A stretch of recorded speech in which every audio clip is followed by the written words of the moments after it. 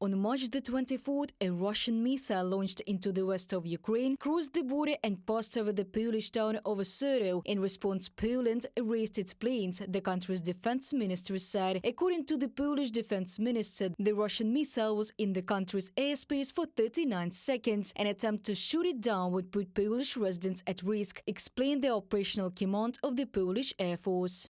The decision was based on information from our radar system.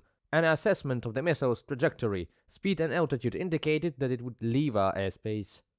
In turn, the Polish defense ministry stated that they would have shot down the Russian missile if it had flown deep into the country and was heading towards any target on Polish territory. At the same time, Lithuania called on NATO countries to shoot down Russian missiles, given that this is not the first time they crossed the borders of the North Atlantic Alliance.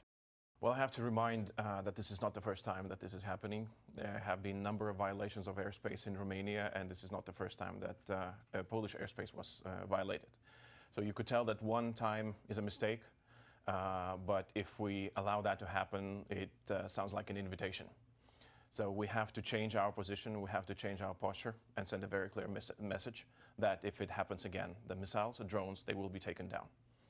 Warsaw informed NATO allies of a Russian missile's violation of the alliance border on March the 24th. Polish Foreign Minister Radosław Sikorski discussed the incident with the NATO Secretary-General Jens Stoltenberg. We will demand an explanation, but we will probably get some kind of demagoguery. Instead of suing terror in Ukraine, Russia should fight terror at home. NATO is an inch away from a full-scale war with Russia, writes the British publication Express. Western analysts are calling on NATO countries to support the defense of Ukraine in order to prevent Russian attack on the bloc. Did you see today that Russian rockets went through Polish airspace? Poland is an ally. Rather than waiting for Putin to attack a NATO ally and drag us into war, I want to arm Ukrainians so that we don't have to fight.